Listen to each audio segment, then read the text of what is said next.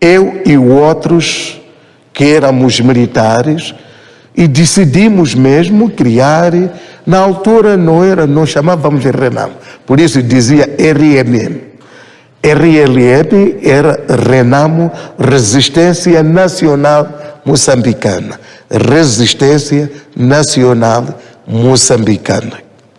E criamos, em setembro de 76, na cidade da Beira.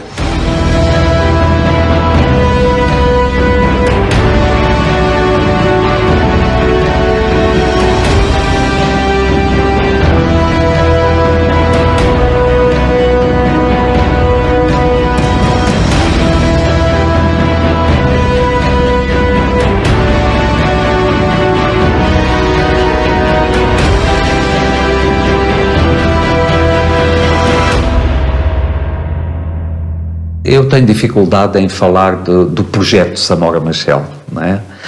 Eu não poria as coisas nesse tempo. Não era um projeto dele. Não foi só Samora que concretizou medidas, não é? Era todo um grupo que trabalhava para um determinado fim, não é? Nós sentíamos-nos úteis a esta sociedade e sentíamos que estávamos a construir uma sociedade nova, uma sociedade que julgávamos pudesse ser mais perfeita do que aquela que tínhamos herdado. Eu estava, digamos assim, genuinamente legitimado por esta coisa de que esta é a verdade, esta é a grande causa. E depois também surgiu a guerra, também depois a guerra civil. A guerra cria uma situação de exceção e, portanto, há ali legitimações sobre questões de censura, controle da informação que talvez de uma outra maneira tivéssemos percebido antes que havia um regime que era um regime de controle, era um regime de partido único, de uma só voz, de um único pensamento. Nós sabemos que o próprio movimento de libertação da independência nacional inicia um pouco antes da independência com os movimentos culturais em Moçambique. Portanto, nós sabemos muito bem, por exemplo, os grandes líderes da Frelimo partiram de associações como, por exemplo, a Associação Africana, a Associação dos Estudantes Secundários, portanto, a ligação, por exemplo, com movimentos literários e jornalísticos como o Brado Africano. Há um conjunto de movimentos literários, culturais, que tinham como gênese, sobretudo, digamos, o denominador comum da liberdade. A liberdade de expressão, a liberdade de imprensa, a liberdade de opinião. Então, é contraditório que um movimento que parte desta gênese, 2 anos depois de conquistar a independência, há um retrocesso total e completo, é uma ruptura total e completa, digamos, com a gênese que levou as pessoas a associarem-se e a aderirem a esse movimento. A ideia de uma força guerrilheira que depois toma o poder, em alguma medida, colocou elementos dessa força guerrilheira numa posição quase deificada. Né? Eles entraram nas cidades, tipo, nós é que trouxemos a liberdade e tudo isso, e eram os heróis nacionais, porque eles é que trouxeram a independência, mas é preciso reconhecer que nesse processo todo, algumas de membros dessa gesta libertadora, como nós costumamos chamar, alguns desses elementos cometeram excessos. Houve momentos difíceis que nos puseram frente a frente aos nossos próprios princípios morais, sei lá, a lei da chicotada, por exemplo. Em que previa que, de uma forma bastante fácil e sem tribunais envolvidos, que uma pessoa, por exemplo, apanhada a roubar uma galinha no aviário, podia receber X número de chicotadas decididas pelos trabalhadores e pelo responsável do aviário, desta maneira, sem qualquer juízo, sem qualquer tribunal, sem qualquer lei que suportasse. Havia pena de morte, havia obrigatoriedade de participar nos comícios que o presidente Samora organizava na Praça da Independência. Milhares de moçambicanos foram enviados para campos de reeducação por simples delitos de opinião, ou seja, por não estarem de acordo, por discordarem de determinadas questões. Isto é, de alguma maneira, simbolicamente, até se quiser, uma espécie de prolongamento da escravatura, no sentido da objetificação das pessoas, não é? As pessoas como objetos que iam ser retrabalhados e assim imprimir uma nova memória sobre ele. Éramos pessoas sem o palco da existência a que chamam sociedade. Os nossos nomes só tinham validade pelos delitos cometidos. Na lembrança dos carcereiros, a nossa identidade só vinha à memória quando recordados dos nossos delitos. Ah, és o bêbado, o reacionário. Já me recordo.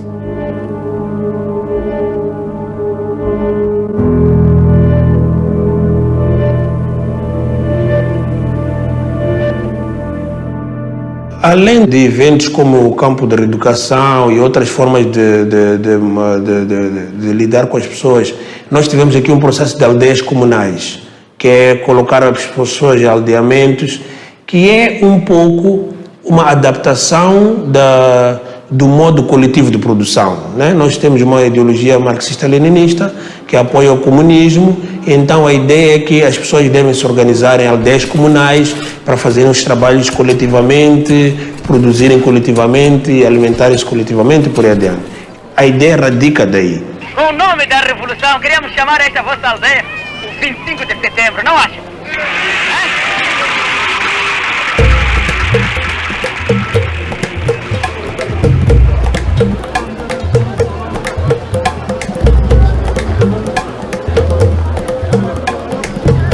Muitas vezes essas aldeias depois foram colocadas para colocar as populações à parte e sem nenhum contato com a RENAM.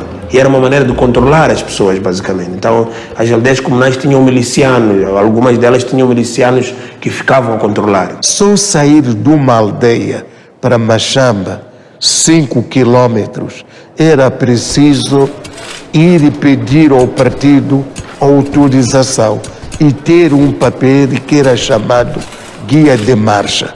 Caso você tentasse abusar, ir a Machamba sem que tivesse levado guia de marcha, era um motivo de ser apanhado, carregado de caminhão para Niassa, Cabo Delgado, para as chamadas campos de reeducação. O Estado é que decidia o que é que um estudante devia estudar. O Estado é que decidia o que é que um chefe de família deve ter na sua despensa para alimentar a sua família. Criou-se um ambiente de algum mal-estar, porque o Estado controlava de forma exagerada aquilo que eram as ações dos cidadãos. Tenho uma tia, ela foi acusada de ter roubado carne de porco e ela foi presa. Fui lá, quando eu cheguei encontrei uma mulher que chorava, a criança chorava muito. E ela estava à espera dos familiares. E eu viro para eles, mas tia, tia Helena, por que esta mulher deixa a criança chorar, está a fazer barulho durante muito tempo? Disse, olha, quando a criança chupa o peito só sai sangue, a mãe não tem leite. Sabe por que está aqui presa? Porque os grupos de vigilância sentiram o cheiro de carne de galinha e foram abrir a panela 2 vezes.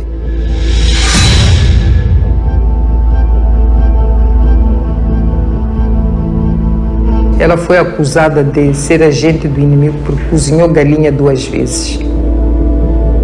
Fiquei revoltada. Mas só por isso, sim, tinham sido familiares que deram galinha, mas era uma época carente tal e que as pessoas estavam sendo ensinadas à maldade. Os fatores negativos que vieram depois da independência, como os excessos e algumas prisões arbitrárias, alguma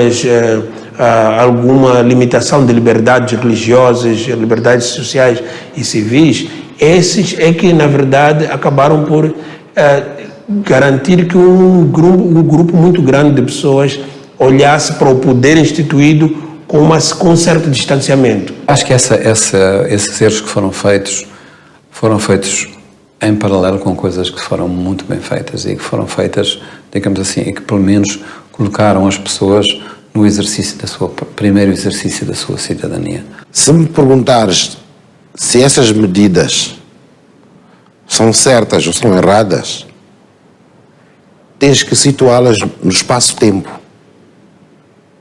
Hoje talvez estivesse errado. estivessem erradas. Mas na altura era necessário, estavam certas, estavam certíssimas. O país estava abandonado. O país estava a precisar de quadros. O país estava com 97% de analfabetismo. O país precisava de estudar. A terra estava abandonada. Porque tinha pertencido aos portugueses. Os portugueses tinham título de propriedade. E ninguém podia entrar naquelas terras porque os portugueses tinham título de propriedade. Então o moçambicano não tinha terra. Então não tinha direito à terra. Foi necessário fazer isso. Os moçambicanos não tinham direito à saúde. Foi necessário fazer-se a nacionalização da saúde. Mais tarde desnacionalizou-se tudo, não é? Por mais que não tenham gostado daquilo que Samora Machel fez, o facto é que nós ganhamos uma identidade. Eram pessoas com identidade que falavam. Quem nos deu essa identidade foi Samora Machel.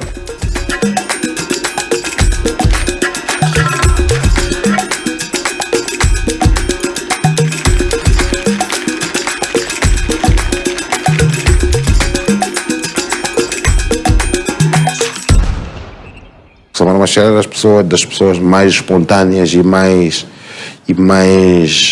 emocionais que eu conheci na minha vida. A nossa luta é contra aqueles que querem oprimir e explorar o povo. Roubam os produtos, escondem e depois especulam. É ou não é? Se alguém era muita gente ao mesmo tempo, eu acho que era ele. Ele era havia alguma coisa que nos inebriava, que impedia que a gente tivesse uma distância. Acrescido a isso, uma memória só dele. Ele via uma pessoa e logo dizia, eu encontrei-te pela primeira vez no lugar tal, no dia tal, tinhas vestido uma camisa de cor tal. Era impressionante. Ele entrava neste lugar onde estamos e parávamos, nós tínhamos que parar. Ele tinha logo 30 perguntas a fazer. E perguntava as coisas mais inesperadas. Ele perguntava, onde é que vem esta máquina? Porque, e ao mesmo tempo perguntava, e estes sapatos, você onde é que comprou? E essa curiosidade de querer saber a história das coisas e das pessoas. E em que secção está? Em que setor? Eu estou na Incatex. Também. Incatex. Incatex o que é isto? É a antiga Inacomotex. Inacomotex. Incatex. Exportação e importação? Não, a Inacomotex é que era de importação e exportação de tecidos. A Incatex é distribuição interna. Mas nasceu com base na Inacomotex. Sim. Está há um mês, é o novo diretor. É o novo diretor. Não estou muito satisfeito com a visita. Era uma pessoa que queria o bem-estar social do país, mas ele estava rodeado de pessoas que o conduziram para um lado, porque ele tinha esta particularidade. Podia fazer mal uma coisa, mas quando ele se apercebesse que essa coisa estava mal, ele voltava a colocar no sítio ideal. O monstro Appieh. Conhece?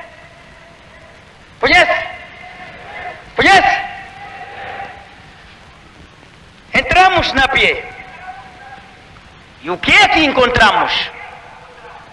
Encontramos um covil de bandidos. Um antro de corrupção. Eu me recordo que houveram ministros que foram demitidos em plena reunião com o povo na rua, porque haviam muitas queixas e na hora ali demitia, portanto, o ministro. As características dos trabalhadores da fábrica de cerveja é barba suja, despenteada, o cabelo cheio de caspa.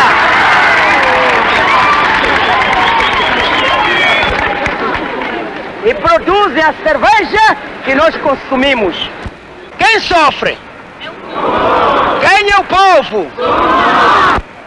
Levar o povo a lutar contra o seu governo. Quem é o governo? Muitos colegas meus, na altura, arranjaram bolsas. Uns foram estudar para a RDA, outros foram estudar para a Rússia, outros foram estudar para Cuba, saíram todos. Então eu fui um dos jovens que pediu a Samora Machel para me arranjar uma bolsa de estudo. E ele perguntou-me porquê que eu queria uma bolsa de estudo. Eu disse, olha, primeiro para saber pintar, para pintar melhor. Segundo, para saber o que é que eu vou pintar. Porque às vezes tenho ideias, mas quando vou a pintar, não me sai. Então, o teu problema é criatividade, pergunta-me eu. Depois, o meu problema é criatividade. Então, está bem. Eu vou ser o primeiro a dar-te uma bolsa de estudos. Depois arranjo-te a outra. Tá bom? Vais fazer o seguinte. Voltas para a tua terra, voltas para a Tete. E durante 30 dias, todos os dias vai conversar com uma pessoa diferente. E recolhe qualquer história que esta pessoa te contar. Fim de 30 dias, traz-me as histórias. Quando tiver as histórias todas comigo, eu arranjo-te a bolsa para estudar lá fora. E assim fiz, muito zangado, não é? Eu a sonhar com a Itália e o velho manda-me para Tete, pá. Então fui. Olha, quando eu fui para lá, não fiz, logicamente, 30, fiz umas 60 a 100 histórias. E quando eu volto para aqui para o Maputo, para o meu ateliê, começo a pintar aquelas histórias. Nunca mais parei até hoje.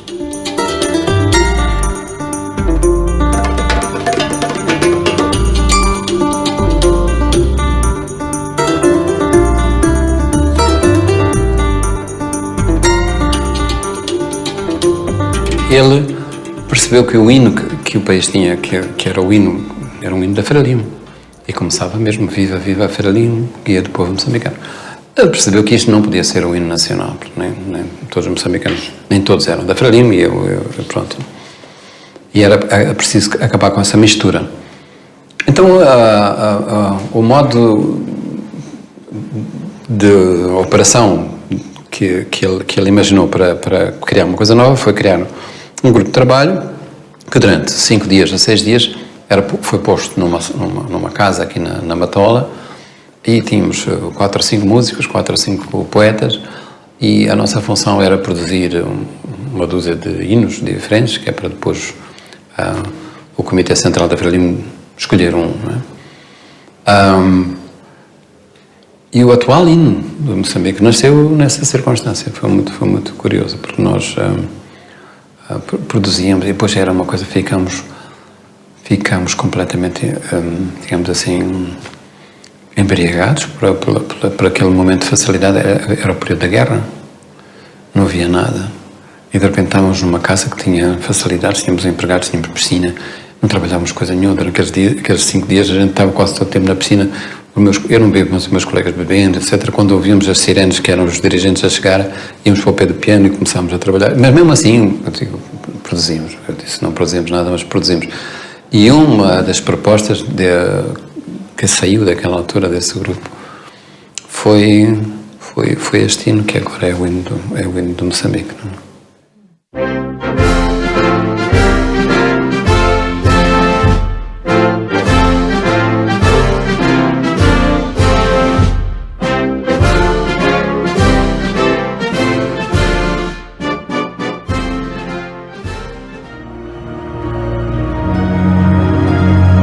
Mbuzini, África do Sul, 19 de outubro de 1986. O fim da viagem aérea que Moçambique jamais irá esquecer. Gulamo Campo, que era o adido de imprensa de Samora, que era um grande amigo meu, dizia que, olha, Alicínio, eu não sei o que tu pensas, a minha mãe disse para eu não ir nessa viagem. E eu disse, rapaz, não posso, a tua mãe tem pressentimentos, mas você é uma pessoa fundamental, não é? Do trabalho de Samora, tu é que sabe que tomas a tua decisão. Quando o avião caiu, o Gulamo Campo estava lá. Eu estaria nesse avião se eu continuasse a ser jornalista, porque eu saía sempre, quando Samora saía, fazia parte normalmente da comitiva de jornalistas que o acompanhava. Quando aquela noite eu vi que o avião caiu, Samora morreu, foi muito difícil eu acreditar. De novo, aquela sensação de... E depois, o que vai ser de nós nessa situação que nós nos encontramos? O que fazer?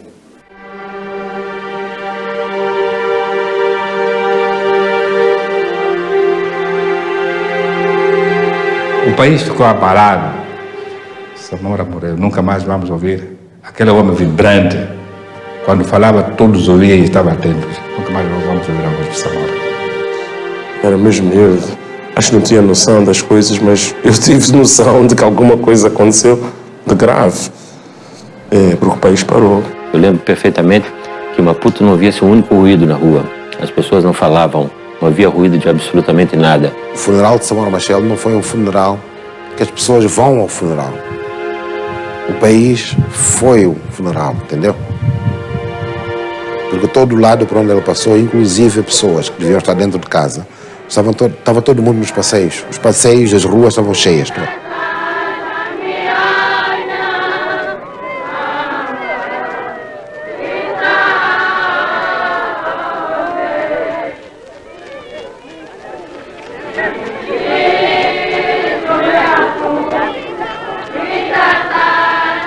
Eu, na altura, quando Samora Machel morreu, eu tinha 9 anos.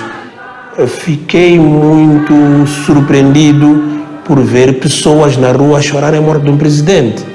Tipo, a minha lógica era muito simples, mas vocês não conheciam ele. Ele era uma pessoa da televisão, só vocês não são familiares dele. Mas era um mar de lágrimas. As pessoas choravam, mas com esta coisa de um desamparo, não é? O que é que vai ser de nós?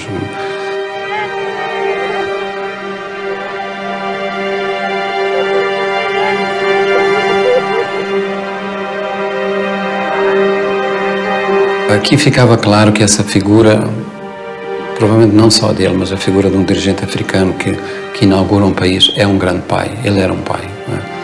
E as pessoas realmente estavam a chorar não só um presidente, mas alguma coisa que era muito mais íntimo.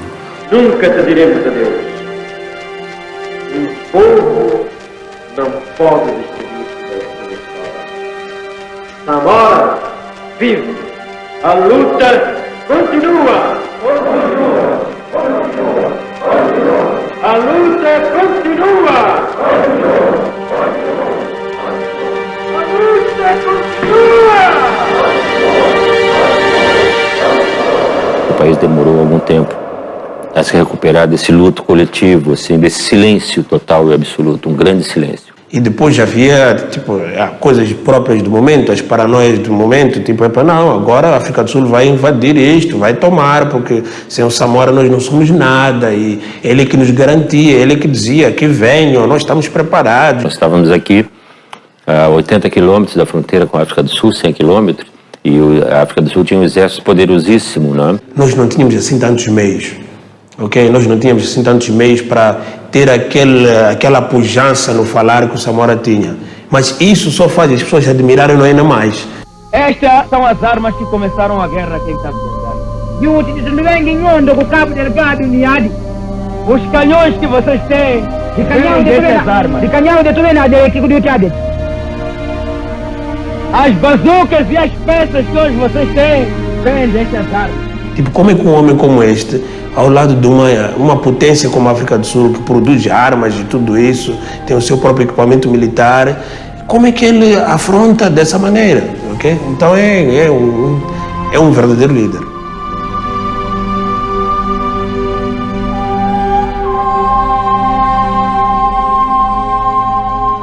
Dizem que esta frase é de Garcia Marques, mas sei lá se é ou não, que um dirigente revolucionário não tem um acidente, é morto, não é? O avião não cai, o avião é batido. É muita coincidência que seja exatamente o avião de uma pessoa que é fundamental para o destino de um país, não é? Que caia, não é? Acho que é muito raro.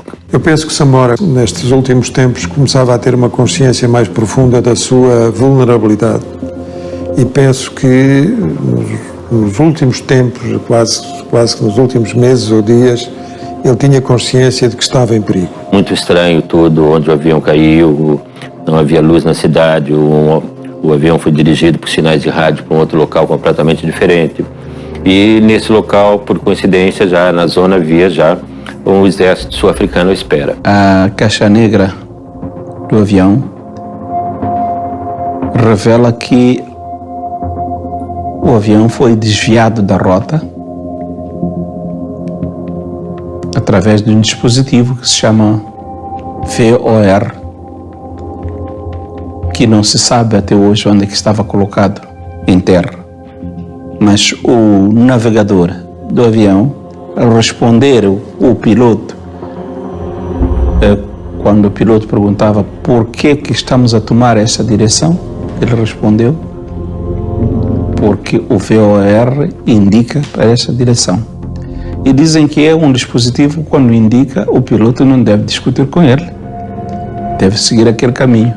Quando se inquiriu, nós perguntamos onde é que estava o VOR, que era preciso continuar a investigar para se dar esta resposta. O governo sul-africano, de então, recusou-se a continuar a investigação, deu por encerrada a investigação. Tal como tinha acontecido com a PIDE, no caso do Mondlane, o apartheid tinha feito tudo para liquidar fisicamente. Fisicamente também Samora Machel. Eu diria, para pôr as coisas de uma forma muito simples, que é uma conjugação de uma operação precisa sul-africana com alguma colaboração interna que eu tenho poucas dúvidas que haveria. As dúvidas não se dissolvem, as lágrimas não chegam a secar, mas Samora não regressa. Um novo líder é necessário. Eu fico presidente da República no auge da guerra, onde o país está destruído completamente. Dezenas e dezenas de pontes, centenas de quilómetros de estrada, centenas de quilómetros de linhas férreas, escolas, hospitais, tudo destruído. Tivemos nos períodos de guerra crises alimentares muito graves, ao ponto de haver situações de passar dias sem comer. Moçambique era um grande produtor de açúcar, de repente chegava num bar qualquer aí, num café, que dizia, quero café. Café não há, claro que não havia. Chá, mas sem açúcar. Então, Sandes, pão, mas sem manteiga. Até fósforo faltava. Então as pessoas que fumavam, sobretudo, pegavam com uma lâmina, cortavam um fósforo assim ao meio, ao comprido, para usar 2 vezes o mesmo fósforo. E temos que nos confrontar com pequenas batalhas que são estas, como trazer comida para casa. Eu tinha 2 filhos. Eu saía, como todos os outros moçambicanos, saía de casa a pensar o que é que eu vou trazer para o meu filho almoçar ou os meus filhos jantarem. Não? Mas ao mesmo tempo havia ali uma coisa que era, a gente saía, íamos para o emprego e víamos uma bicha de gente que se formava e eu chegava lá e perguntava o que é. As pessoas diziam, não sei, parece que vão distribuir qualquer coisa, ou era leite, ou era peixe, ou qualquer coisa assim. E ficávamos ali um bocado, não podíamos ficar sempre, já trazíamos uma cestinha, essas cestinhas de palha, e deixávamos lá com uma pedra. Cada uma com a sua pedra, levava a sua pedra personalizada, colocava ali. Íamos trabalhar, quando voltávamos, horas depois, a cesta estava no mesmo lugar, com respeito pela posição, não é? E depois proibiram isso. Não pode, pedra, não pedra. Então era uma confusão, as pessoas foram obrigadas a voltar de novo, porque as pedras não eram admitidas, ficaram no lugar das pessoas.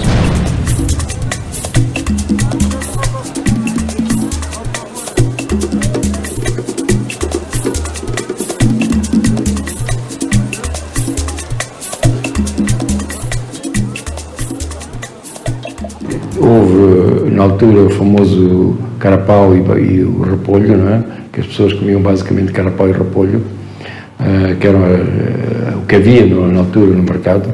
Já fazíamos carapau como se faz o bacalhau em Portugal, né? Diferentes tipos de bacalhau, carapau, pastéis de carapau, rissóis de carapau, carapau cozido, carapau, todo tipo de carapau. Posso dizer que eu ainda hoje, 30 e tal anos depois, não consigo ver carapau à minha frente. Só o cheiro do carapau fica imediatamente, qualquer coisa se passa em mim. Fiquei vacinado, nunca mais quero. Não, e também já não gostava muito antes, mas naquela altura tinha que ser. A vizinha África do Sul está dividida. O governo branco do apartheid não vê com bons olhos as independências africanas. O ANC luta pelo fim do regime. As guerras dos outros transformam-se nas de Moçambique. É verdade que inicialmente o início da guerra em 76, 77 havia uma componente de desestabilização importante do regime de Ian Smith, da África do Sul, portanto um propósito puro de desestabilização. Se provasse que é um governo ao lado, que tivesse sucessos, era uma coisa que o apartheid não tolerava, né? Portanto, era de esperar que eles destabilizassem para tentar provar que um governo africano não era viável em Moçambique. Um governo de negros não era viável em Moçambique, porque na África do Sul a linguagem era essa, né? Minoria branca a governar todo o país, mostrando que os negros não tinham lugar. Isso é verdade. Mas isso é verdade apenas nos primeiros anos, porque depois, internamente, a guerra teve novas dimensões, teve dinâmicas em que a sociedade, uma parte significativa da sociedade, sobretudo rural, teve uma adesão importante à resistência e à guerra. Não é? A guerrilha, qualquer guerrilha, sobrevive da população. É o povo que dá comida, é o povo que indica onde é água, é o povo que às vezes até esconde dentro da palhota. O exército procura, o guerrilheiro está aqui misturado com a população.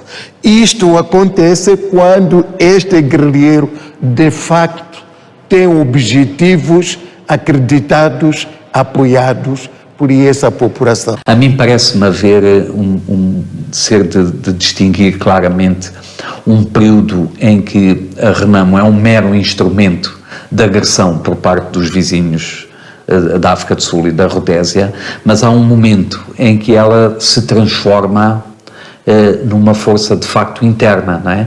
E um momento-chave é o Acordo de Nkomati, em 84, em que a África do Sul é obrigada a simular, pelo menos, ou a tornar mais discreto o apoio à Renamo. Quando se assina o Acordo de Nkomati, a África do Sul desconfia que, eventualmente, Moçambique iria continuar a apoiar o ANC.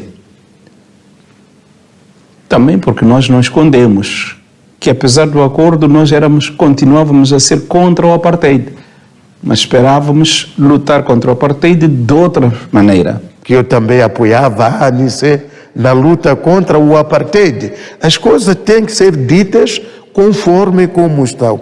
Eu apoiava a luta da ANC na luta contra o apartheid.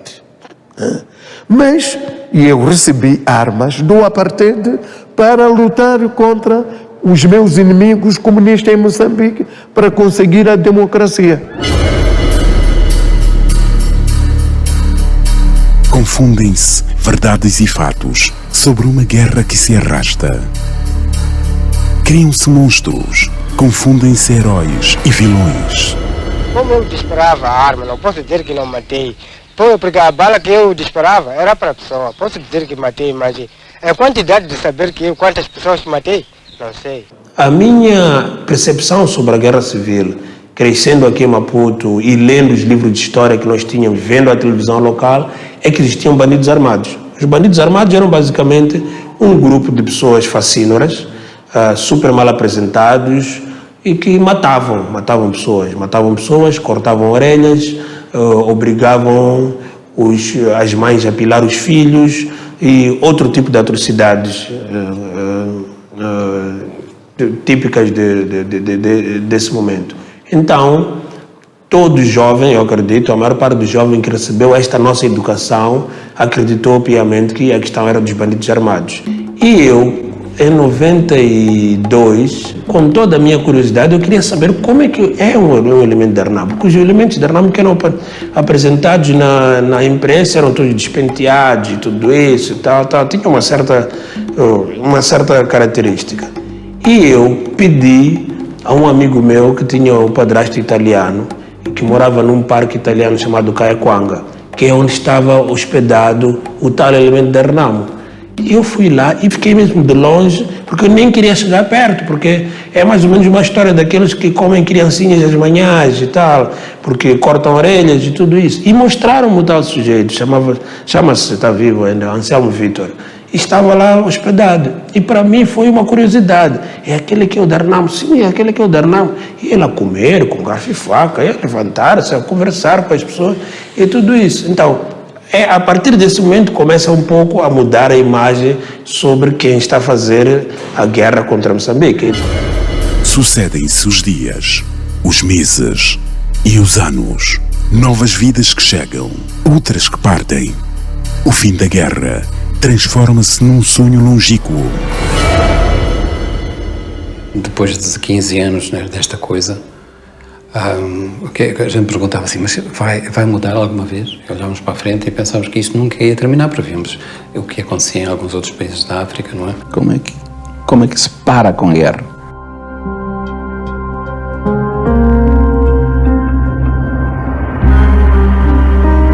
Então, aceitamos o diálogo ao mesmo tempo que continuávamos o combate. Foi muito difícil, porque inicialmente o governo queria que Arnamo fizesse uma declaração de reconhecer o governo moçambicano, o Estado moçambicano, e cessar fogo e negociar sem combates. E eu disse não. Porque a única pressão da pessoa que está no mato é continuar a combater, para aquele que está a governar ceder e aceitar os pontos de vista daquele que está no mato. Se cessa fogo, e aquele que está a governar já não está preocupado porque já não sofre pressão, as negociações podem levar até bilhões. Por isso nós fazíamos pressão. Quando a Frelimo brincasse, apertávamos, então cediam. Foi assim a estratégia que nós usamos durante os 2 anos e meio. Alguns pensaram que era preciso haver um cessar-fogo para depois fazer o diálogo. Nós aceitamos ao contrário, né? Fizemos o diálogo, durou 2 anos. Nós acompanhávamos isso e, curiosamente, a maior informação sobre como é que as coisas estão a decorrer, nós recorríamos à imprensa estrangeira, não é? Haviam algumas rádios, não é, que eram proibidas, se diga-se isso, eram proibidas de serem ouvidas em Moçambique, não é? Como a Voz da América, por exemplo, era uma delas, em que nós todos os dias ouvíamos a Voz da América para saber como é que as coisas estão a evoluir, não é? Nos primeiros dias foi muito difícil, porque os mediadores sempre, tratavam o governo como governo. Os outros eram tratados como guerrilheiros. Arnamo queria estar igual com o governo. Ora, estávamos a discutir aí entre um governo e um movimento rebelde, vamos chamar assim para facilitar, um movimento rebelde. Foi difícil por parte do governo aceitar o princípio de que Moçambique tinha que ser um país democrático. Arnamo tinha que passar a ter o estatuto do partido político da oposição em Moçambique. Não foi fácil, foi difícil. Mas felizmente o bom senso dominou ambas as partes. Temos que é desta maneira que nos temos que conhecer uns aos outros e conseguimos alcançar o acordo. Joaquim Chissano vai ficar na história como o presidente que fez a reconciliação. Ele foi a pessoa certa para um momento em que era preciso, como a gente diz aqui, sentarmos. E sentarmos já significa falarmos. Não creio que houvesse pessoa melhor para resolver isso. Temos uma grande dívida. Acho que se deve dizer isto a Joaquim Chissano enquanto ele é vivo, que esta nação se verga perante esta capacidade que ele teve de iniciar uma coisa nova, que realmente era o diálogo, era uma aceitação da diferença. Isso foi muito importante.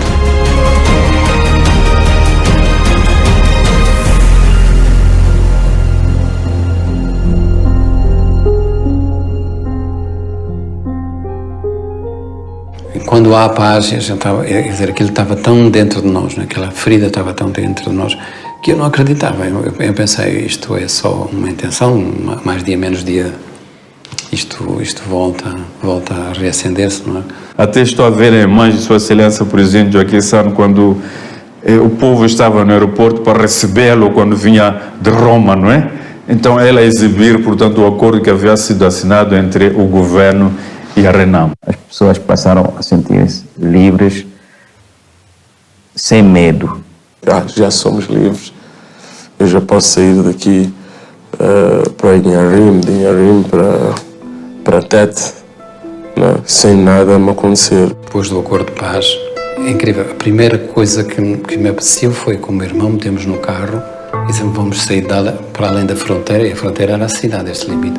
Porque aqui, na Matola, já matavam pessoas.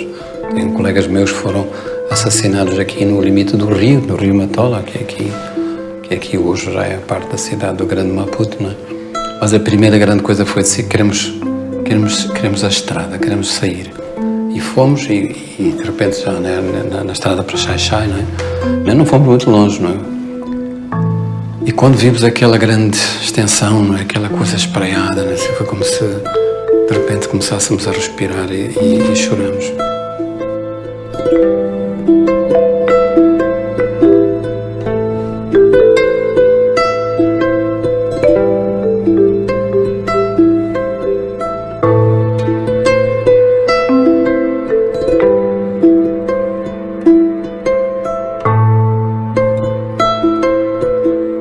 A assinatura foi um dos momentos mais exaltantes de Moçambique. Por isso que a paz é tudo. A gente sem paz, mas paz é tudo. E estamos aqui hoje por causa dessa mesma paz, não é? Estamos aqui. Eu lembro-me da alegria, lembro das lágrimas dos olhos das pessoas. Lembro, acho que os sonhos de muita gente iam ser materializados. Se calhar o sonho dessa pessoa era só ir cumprimentar um tio que já não vinha há não sei quanto tempo. Então, a paz, sim senhora, é tudo.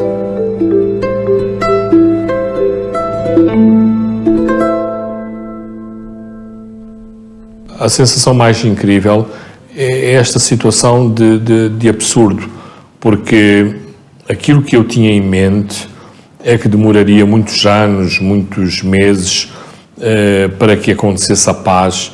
E quando eu digo paz, não é o calar das armas, paz no sentido de as pessoas se reconciliarem, de conviverem, de voltarem a rir, de voltarem a ser amigas entre si. Ora, este foi a parte mais surpreendente que eu acho que aconteceu no pós-guerra. Foi muito difícil mobilizar a população para aceitar isto que nós queríamos que fosse uma reconciliação. Porque a reconciliação em Moçambique não deve ser vista como reconciliação apenas entre o governo e a Renamo, ou a Frelimo e a Renamo. É a reconciliação das pessoas, porque em Moçambique é raro encontrar uma pessoa que não tenha sido afetado pela guerra, que não tivesse perdido um parente nesta guerra, e muitas vezes de maneira brutal.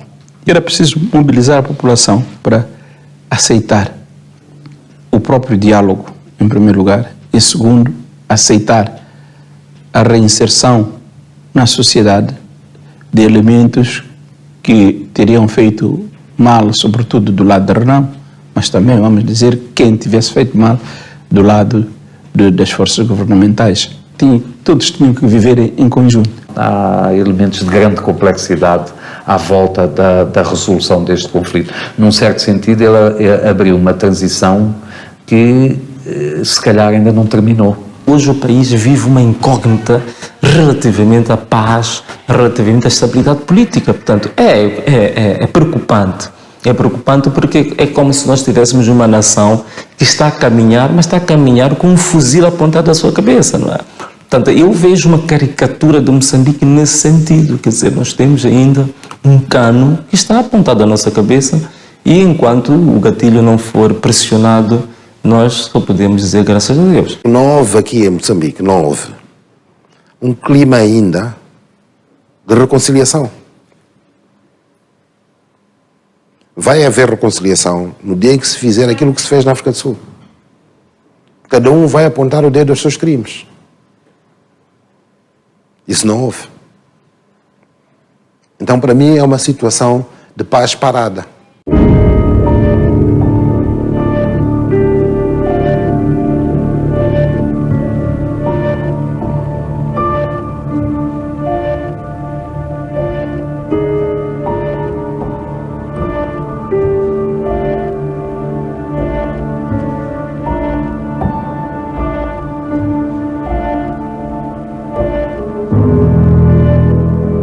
Eu acho que a Guerra Civil atrasou 10 anos o desenvolvimento do país. Não tenho dúvidas nenhumas. Quando a guerra se intensificou, eu já me encontrava na Europa. E quando eu vinha cá passar férias, eu só vinha o retrocesso. Via o retrocesso em Moçambique. Todo um país entrou numa crise total e completa, num colapso económico, social, cultural, tudo ficou parado. Eu acho que o preço foi muito alto. O preço foi muito alto. Não estou arrependido que tenha morrido pessoas, porque tudo para a melhor vida da maioria tem que haver sacrifícios. São os regimes.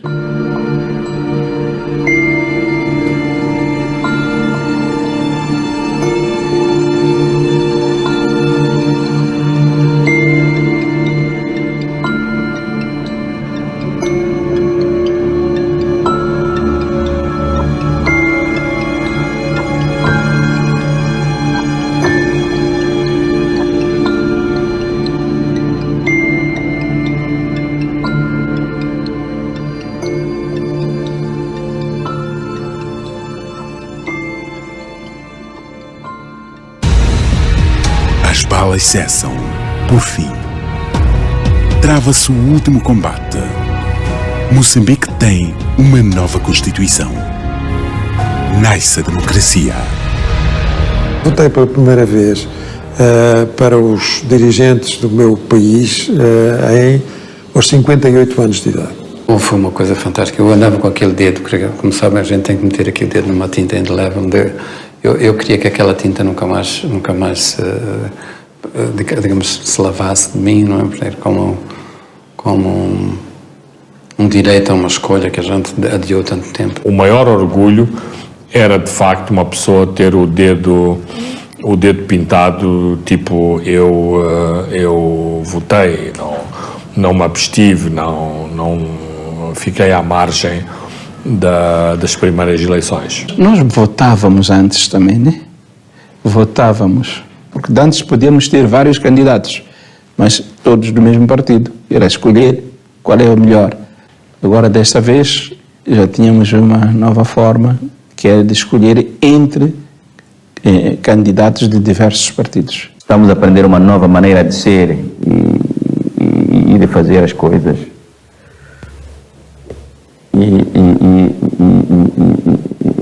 E o que me impressionou foi a grande participação popular. Entre 12 candidatos e com cerca de 53% dos votos, Joaquim Chissano é, em 1994, o primeiro presidente eleito da República de Moçambique. Joaquim Chissano vai ficar na história como o presidente em que, durante o seu mandato, se operaram as grandes transformações económicas em Moçambique. Eu acho que ele também inaugurou aquilo que era a possibilidade dos pequenos negócios, porque nós vivíamos naquela coisa ainda de um certo lençol grande do socialismo que nos cobria. Então a possibilidade de haver os pequenos negócios, começaram aí os chapas. Pôs este país de pernas para o ar ao desmantelar por completo uma economia estatizada, de princípios centralistas, numa economia privada, numa economia de mercado. Enquanto que o final da guerra foi súbito, este retomar da vida normal foi uma coisa ligeiramente mais demorada, não é? Os primeiros 10 anos foram os anos em que se normalizou a vida tal como a concebemos hoje. Com a introdução de privados, o acesso do país a divisas para a importação de bens de consumo, eu acho que aconteceu foi um choque psicológico. De quem passava todos os dias na loja estavam vazias e podia ter algum dinheiro, para no dia seguinte ver a loja cheia, mas a que preço? Uma das coisas que aconteceu, isto é quase uma anedota, é que no socialismo os moçambicanos tinham os bolsos cheios de meticais, mas nas lojas não havia nada para comprar. No capitalismo apareceram as lojas cheias de coisas, nomeadamente eletrodomésticos e todas estas coisas consumistas, mas o dinheiro desapareceu dos bolsos dos moçambicanos. É já um longo caminho percorrido. 4 décadas de independência, liberdade, vitória, conquista, lágrimas, avanços e recuos, tentativa e erro, sonhos ainda por concretizar. Eu acho que agora existe uma atitude nova de perceber que o espírito crítico é bem-vindo, que é preciso questionar exatamente, por exemplo, a qualidade do nosso ensino, a qualidade da nossa saúde, a qualidade dos nossos serviços em geral. Moçambique é um país cheio de potencialidades e as tem que transformar em oportunidades. Um país que de repente se diz que aconteceu aqui um milagre geológico. Mas esse milagre geológico não se consegue tirar de cá as coisas, porque falta uma linha férrea. Uma coisa complicada. Em Cabora Bassa reverteu, Cabora Bassa agora pertence a Moçambique, mas continua a haver falta de energia. Temos milhares e milhares de hectares de terra por lavrar. Está a entender? Temos uma costa de 3.000 quilómetros por explorar. E temos muito para pintar. Todos os dias vem temas para pintar, todos os dias.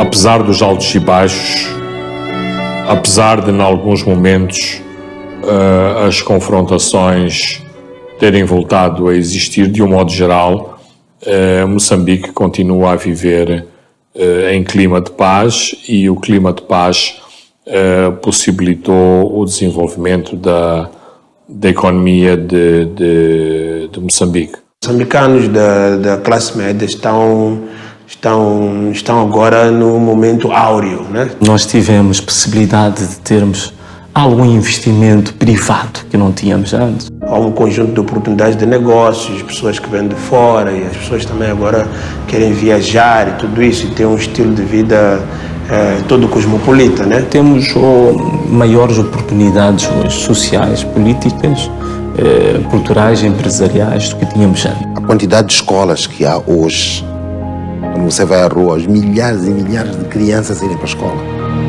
À noite, nas aulas noturnas, milhares de pessoas irem para a escola das aulas noturnas. O cedo de saber que o moçambicano está a ter agora.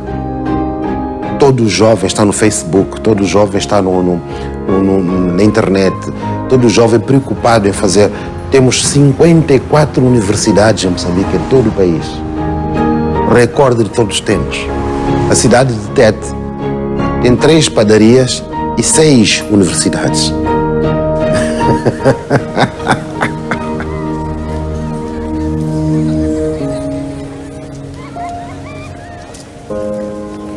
Nós temos uma imprensa muito mais livre hoje, muito mais atuante do que antes. As televisões privadas em Moçambique vieram permitir com que as pessoas pudessem exprimir os seus ideais, exprimir os seus pensamentos, expressarem-se de uma forma livre. As pessoas agora sentem-se com o direito, e algumas com a obrigação, de analisar, para bem ou para mal, a maneira como o país está a ser governado.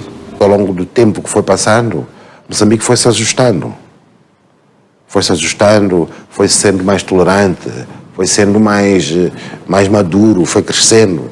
Deixou de ser um bebê dos primeiros 5 anos de idade, passou a ter 10 anos de idade, depois houve a morte de Samora Machel, depois foi em que todos nós choramos, fomos para a rua, depois houve o Joaquim Chissano, que fez o processo de paz, e pronto, viemos vindo por aí fora, com todas as vicissitudes, às vezes andando direito, às vezes tropeçando, às vezes caindo, porque eu penso que na vida a gente tem muitas tropeções, então num país também, o país também tropeça, que é preciso que saiba levantar e que saiba fazer daquela tropeção uma escola.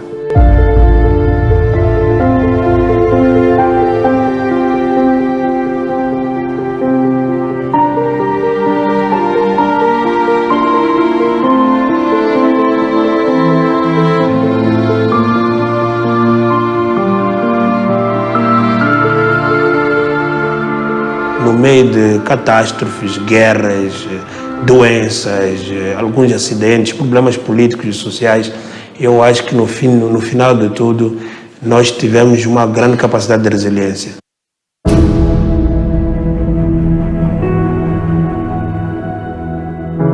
Todos os povos têm direito e merecem uma nação.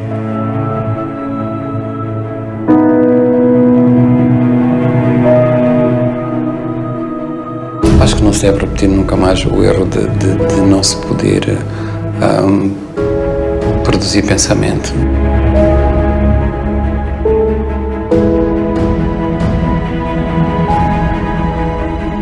Se voltássemos ao ponto inicial, era voltar a fazer o mesmo, mas talvez um pouco diferente, mas valeu a pena.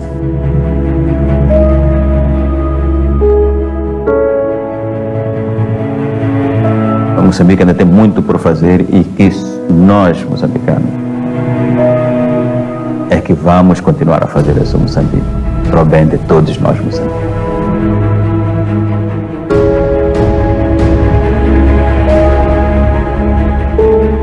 Quando eu penso que, olha, pronto, tenho 60 anos, até os 70, 75 estou a ir embora. Então penso, valeu a pena. Valeu a pena aguentar com tudo isto, que é para ver o país.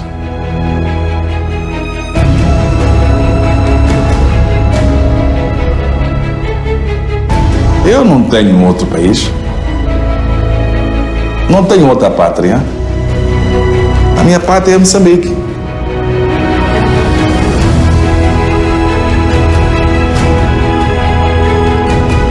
Nós estamos aqui mesmo. Nós não estamos aqui com nenhum contrato. Nós, moçambicanos, não temos um contrato com Moçambique. E daqui a 10 anos o contrato acaba e nós temos que ir para Marte. Não. Deixa eu só cova aqui.